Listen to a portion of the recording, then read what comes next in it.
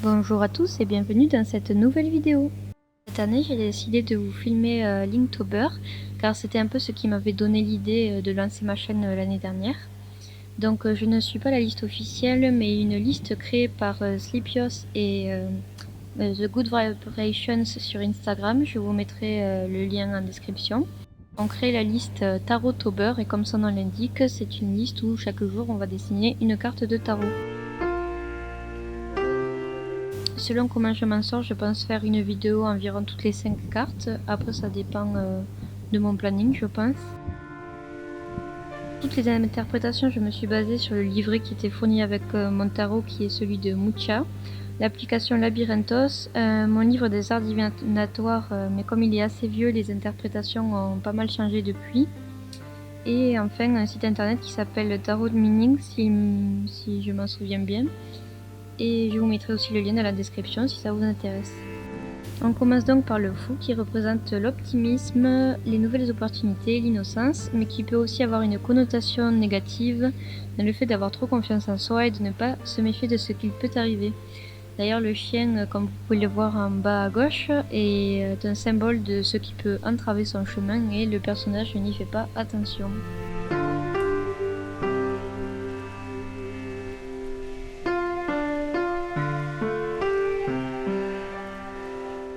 Pour ce jeu de cartes, j'ai décidé de faire un peu un style que j'ai expérimenté récemment qui est un peu cartoon, car je voulais faire à la fois un côté assez simple qui puisse être facilement interprété par des débutants et aussi garder mon style habituel avec beaucoup de détails, surtout avec le Inktober, l'ancrage, je trouve ça très intéressant de rajouter des détails, donc j'ai essayé de mixer un peu les deux.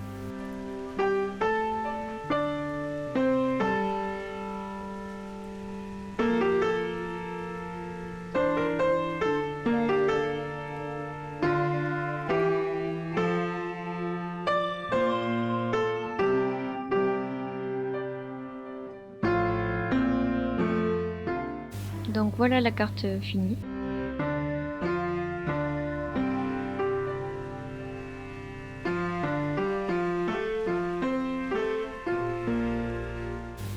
Pour le deuxième jour, on continue avec la carte de la magicienne ou le magicien, mais selon les symboles, c'est plutôt une femme.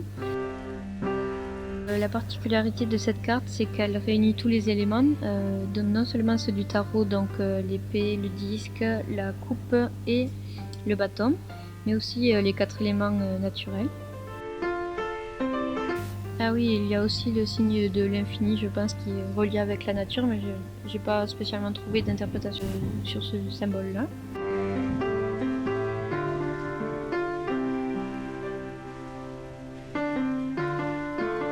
Elle représente le choix, la création, les dons, les opportunités et la volonté.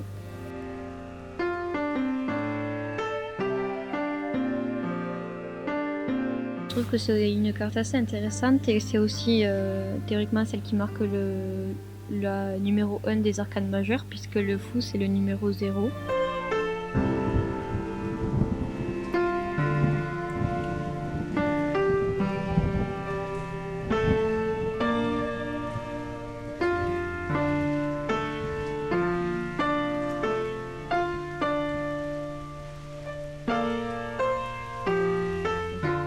Ah oui, je trouvais aussi intéressant de faire dépasser certains éléments du cadre défini, même si je ne fais pas spécialement des contours propres, en tout cas pour l'intérieur de la carte. Donc comme vous le voyez là, j'ai fait dépasser les feuilles et sur d'autres cartes, je ferai aussi dépasser des éléments.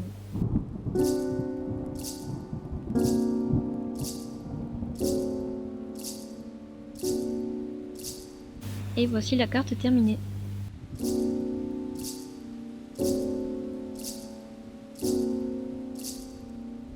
Pour le troisième jour, nous avons la carte de la grande prêtresse. C'est une carte avec beaucoup de connotations. Elle est majoritairement basée sur la dualité avec un symbole de temple spirituel, donc avec 2 colonnes de chaque côté.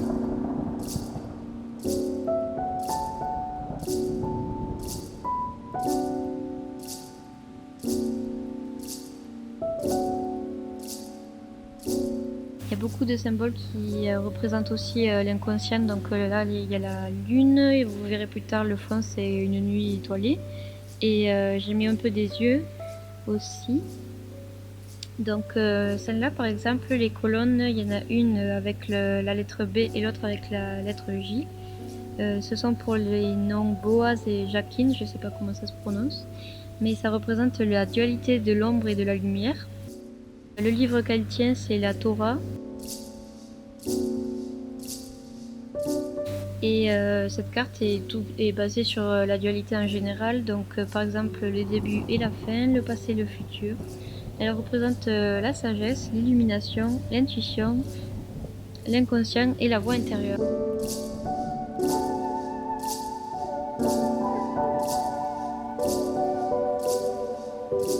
Il y a aussi le symbole astronomique, je me souviens plus ce que c'est, il faudrait que je regarde. Et elle a une croix sur sa poitrine.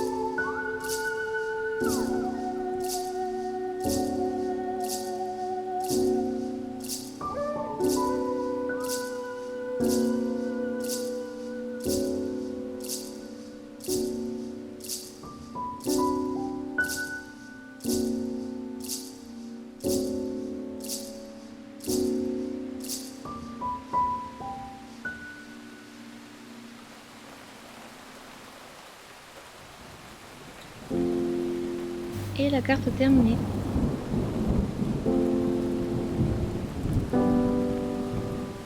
Pour ce 4e jour, on va entamer l'impératrice. C'est d'une autre carte avec un grand symbole féminin.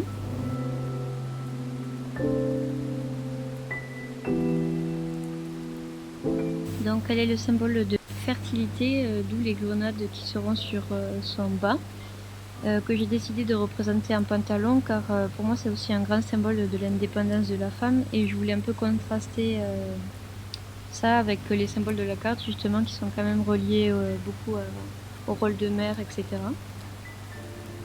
Mais c'est quand même une impératrice, donc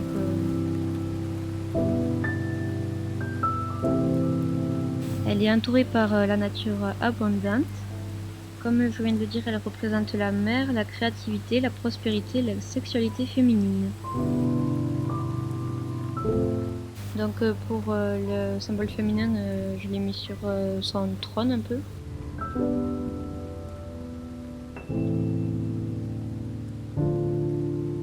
Ah, je l'ai pas dit pour la magicienne, mais la magicienne, elle a une main vers le bas et sa baguette vers le ciel. J'y repense maintenant parce qu'elle aussi, elle a un sceptre tourné un peu vers le ciel et c'est une main vers là-bas avec un bouclier.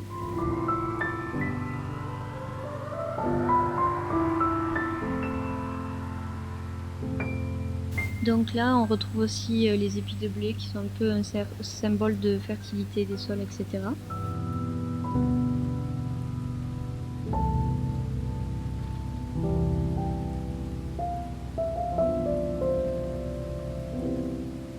Ah oui, elle a une couronne avec... on les voit pas très bien d'ailleurs, je vais remettre un peu de stylo blanc dessus parce que ça s'est un peu perdu à la coloration. Mais elle a une couronne avec 12 étoiles qui représentent les 12 signes astrologiques. Donc voilà, on voit un peu mieux les grenades sur son pantalon. Et je trouve aussi qu'elle a un côté très nature personnifiée du coup.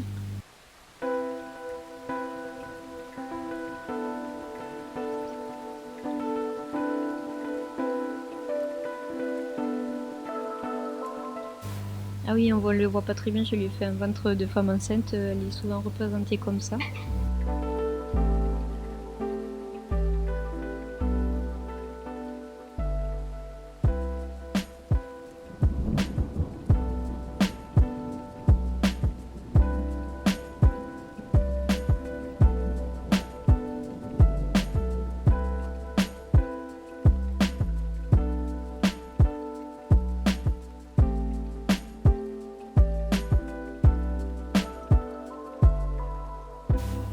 Et voilà la carte terminée. J'aimais bien le croquis, mais ça va, je l'aime quand même un peu.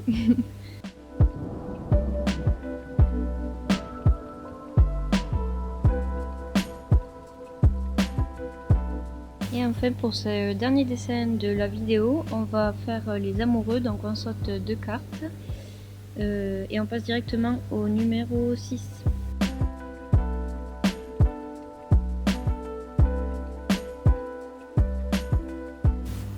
Donc dans cette carte on retrouve un peu l'aspect de dualité qu'on peut retrouver dans les autres. Et dans cette carte on peut retrouver beaucoup de références à la Bible.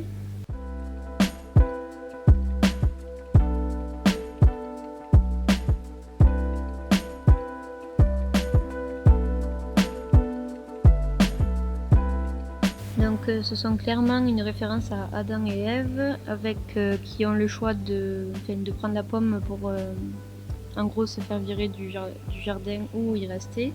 Et tout cela sous la surveillance de l'ange Raphaël, qui est un des archanges, il me semble. Au début j'avais fait un visage et puis j'aimais pas trop, donc j'ai préféré mettre un œil parce que je trouvais que... Déjà j'aime bien le symbole des yeux et je trouvais que ça représentait bien la surveillance en quelque sorte.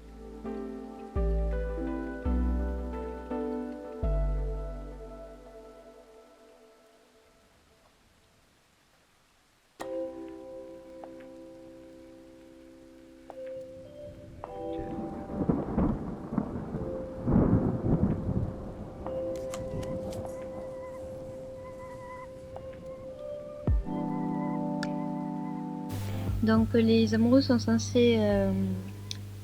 une de leurs représentations, c'est de vouloir se connaître l'un l'autre, mais aussi il y a un jeu de regard avec, on peut dire entre guillemets, Adam qui regarde Ève et Ève qui regarde Raphaël. Et j'aimais bien aussi leur position, je trouvais que ça rendait bien dans la composition.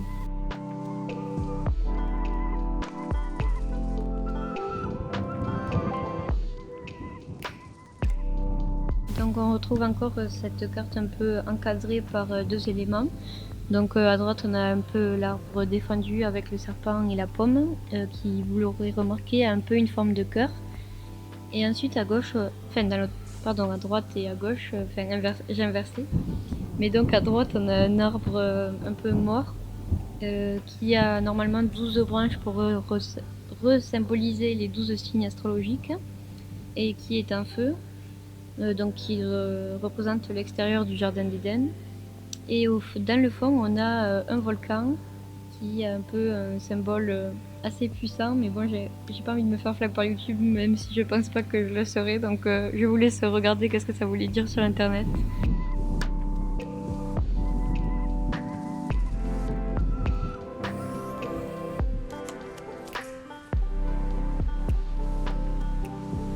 J'ai essayé de les faire assez non-genrés, les personnages, parce que je trouve que c'est mieux pour s'identifier quand on tire le tarot à quelqu'un. Du coup, je trouvais ça assez sympathique et je voulais inclure un peu plus de diversité dans mes cartes.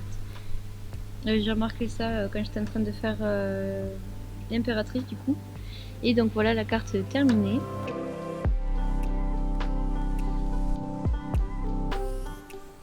Donc ce sont les 5 premières cartes, enfin pas dans l'ordre du coup, mais c'est les 5 premiers jours. J'espère qu'elles vous auront plu. En tout cas, j'ai beaucoup aimé apprendre encore plus de choses sur les cartes de tarot, car c'est quelque chose qui me passionne. Donnez-moi votre avis sur les dessins ou sur le thème en commentaire, et on se retrouve bientôt pour une nouvelle vidéo. Adi chat!